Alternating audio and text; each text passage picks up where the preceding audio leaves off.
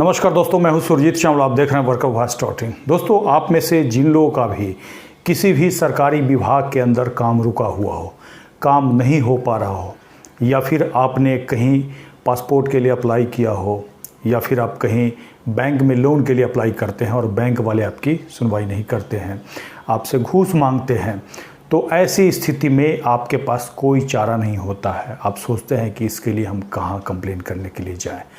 तो आज मैं आपको केवल 2 स्टेप बताऊंगा, जिस 2 स्टेप को फॉलो करके घर बैठे आपको कहीं नहीं जाना होगा और इस शिकायत को दर्ज करा पाएंगे।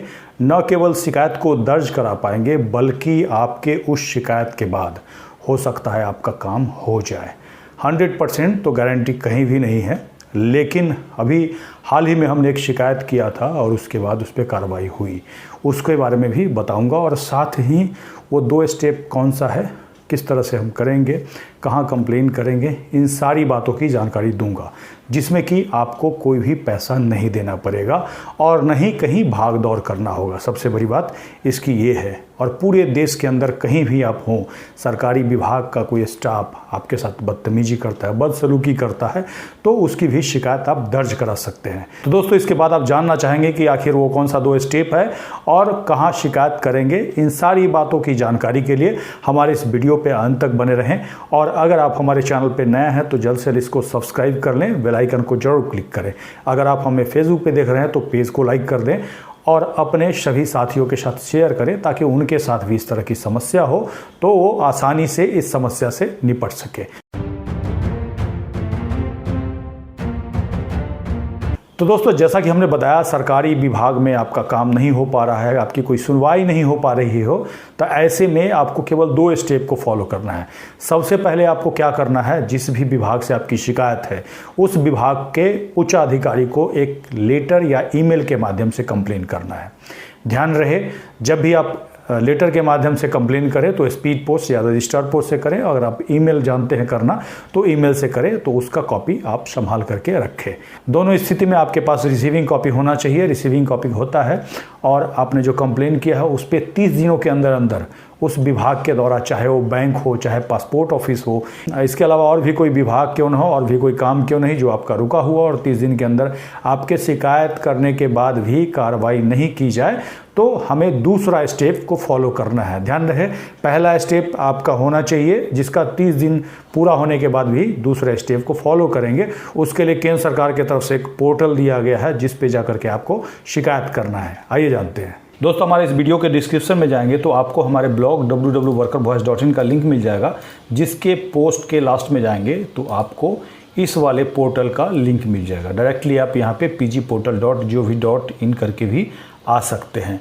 यहाँ पे आकर के आप चेक करेंगे तो इस तरह का इंटरफेस दिखेगा, जिसमें कि पहले व्यू स्टेटस है, नोडल पीजी ऑफिसर है, उसके बाद पीजी प्रोसेस है, ग्रीवांस है, नोडल अथॉरिटी है, मोबाइल ऐप है। मोबाइल ऐप के द्वारा हम बाद में चर्चा करेंगे, लेकिन सबसे पहले जैसा कि हमने बताया था, सरकारी विभाग के अंदर अगर आपका काम नहीं हो रहा है तो वो कौन कौन सा विभाग है, यहाँ करके आप चेक कर सकते हैं। जैसे कि यहाँ पे पोस्ट ऑफिस है, ये दूरसंचार यानी कि मोबाइल का शिकायत कर सकते हैं, बैंकिंग है, इंश्योरेंस है, स्कूल एजुकेशन है, रोड ट्रांसपोर्ट है, health and family welfare, external affairs. इसके अलावा और भी सारे विभाग है जिसका हम शिकायत कर सकते हैं। उसके लिए आपको यहाँ पे साइन इन करना होगा। और अगर आपके पास यूज़र आईडी और पासवर्ड इसका नहीं बनाया तो सबसे पहले आपको यहाँ पे click here for sign up करके यहाँ पे रजिस्ट्रेशन करना होगा। यहाँ पे अपना नाम लिखेंगे, जेंडर सेलेक्ट करेंगे, उसके बाद अपना पूरा एड्रेस लिखेंगे। पूरा एड्रेस लिखने के बाद यहाँ पे अपना स्टेट सेलेक्ट करेंगे। यहाँ पे कंट्री इंडिया होगा, जो भी डिस्ट्रिक्ट है इसको सेलेक्ट करेंगे। सेलेक्ट करने के बाद पिन कोड, मोबाइल नंबर ज़रूरी है, इसके साथ फ़ोन नंबर अगर आपके पास है तो दे सकते हैं, नहीं है तो कोई बात नहीं है। और लास्ट में यहाँ पे ईमेल आईडी। ईमेल आईडी देने के बाद अगर आप एक्स सर्विसमैन हैं तो यहाँ पे यस करना है, नहीं तो नो करना है।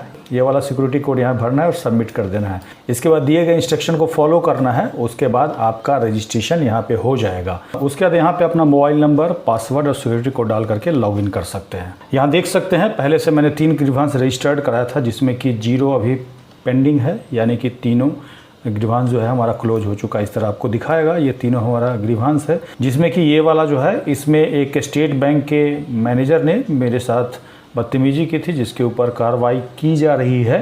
जिसकी जानकारी हमें मिल चुकी है और इसी के माध्यम से ये जानकारी हमें मिली है। अब यहाँ पे आपको सबसे पहले अपना कंप्लेन दर्ज कराने के लिए लॉज योर पब्लिक ग्रीवांस पे क्लिक करना होगा और यहाँ पे ध्यान रहे आपका आरटीआई का मैटर नहीं होना चाहिए, कोर्ट रिलेटेड कोई मैटर नहीं होना चाहिए जो कोर्ट में पेंडिंग हो, और धर्म से रिलेटेड कोई नहीं होना चाहिए, कोई सजेशन नहीं होना चाहिए। इसके बाद आप गवर्नमेंट एम्प्लॉई हैं और आपका सर्विस से रिलेटेड कोई मैटर है नहीं होना चाहिए, और जिसके बाद यहाँ पे आई एग्री करके सबमिट करना होगा कि ये सब मैटर हमारा नहीं है। सबसे पहले आपको ये चेक करना होगा कि कौन से मिनिस्ट्री से आपका जुड़ा हुआ मामला है। अब जैसे इसकी बैंक का मामला है तो यहाँ पे क्लिक करके आप जा सकते हैं, लेबर और एम्प्लॉयमेंट का मैटर है तो यहाँ पे जा सकते हैं, टेलीकम्युनिकेशन यानी कि आपका मोबाइल से संबंधित शिकायत है तो यहाँ पे क्लिक करेंगे, बैंक से संबंधित अगर इंश्योरेंस का मामला है तो यहाँ करेंगे, और इसी तरह क्लिक करके और भी बहुत सारा जो मिनिस्ट्री है उसको यहाँ से आकर के सिलेक्ट कर सकते हैं। मैं यहाँ पे आपको एक बैंक से संबंधित मामले को कैसे कंप्लेन करेंगे उसको दिखाने जा रहा हूँ। यहाँ पे मेन कैटेगरी आपका ये हो गया बैंक डिवीज़न, और इसके अंदर कौन सा आपका इशू है उससे रिलेटेड आपको सिलेक्ट करना हो, यानी कि एजुकेशन लोन नहीं दिया जा रहा है, बैंक का जो लॉकर है उससे रिलेटेड है आपका कंप्लेन, हाउसिंग लोन से रिलेटेड है, तो इस तरह से आप आकर के यहाँ पे चेक कर सकते हैं। ध्यान रहे आपको इसमें ध्यान से आकर के देखना होगा, फ्रॉड से रिलेटेड है, मोबाइल से है, जो भी है आपका उसको सिलेक्ट करना होगा। यहाँ पे मैंने अगर किसी बैंक कर्मचारी ने हमारे साथ मिसबिहेव किया, हरासमेंट किया है या फिर हमसे घूस वगैरह मांग रहा है तो इसको सिलेक्ट करेंगे। सिलेक्ट करने के बाद फिर आपको जा करके उस बैंक को सिलेक्ट करना होगा जिस बैंक का वो कर्मचारी है। अब मान लीजिए bank of India, bank of Maharashtra, यहाँ पे पूरा लिस्ट आपके सामने आएगा। खासकर ये सरकारी विभाग के लिए है तो सरकारी बैंक होना चाहिए, और उसके बाद यहाँ पे उस ब्रांच का नाम लिखेंगे। यहाँ पे जो आपका कंप्लेन है उसको 2000 वर्ड में लिख सकते हैं। ध्यान रहे ये सब अल्फ़ाबेट को यूज़ नहीं करना है इसमें। और जैसा कि आपने उस विभाग को जो पहले कंप्लेन दिया था ईमेल या फिर डाक के माध्यम से, तो उसका पीडीएफ कॉपी सपोर्टिंग डॉक्यूमेंट में यहाँ पे अटैच करना है। उसका पीडीएफ कॉपी यहाँ चूज़ कर लीजिएगा सिस्टम में आपने जहाँ भी रखा है, और उसके बाद इस पर क्लिक करेंगे, अटैच हो जाएगा। अटैच के बाद नेक्स्ट आएगा। उसके बाद यहाँ पे पूछा जा रहा है आपने इसके बारे में पहले भी कोई कंप्लेन किया है तो उसका रेफरेंस नंबर मांग रहा है और डेट मांग रहा है। अगर नहीं किया है तो कोई बात नहीं है, सीधे आप बढ़ सकते हैं। उसके बाद आपको यहाँ पे आपका जो पर्सनल डिटेल है जो कि आपने दे रखा है उसको एक बार वेरीफाई करवाएगा।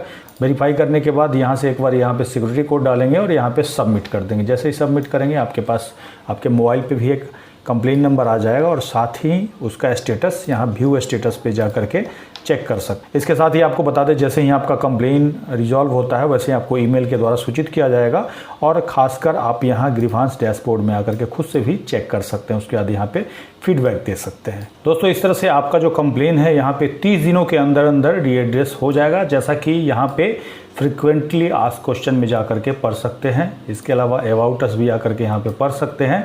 इस तरह से आप अपना कंप्लेन रेज कर सकते हैं और समाधान पा सकते हैं।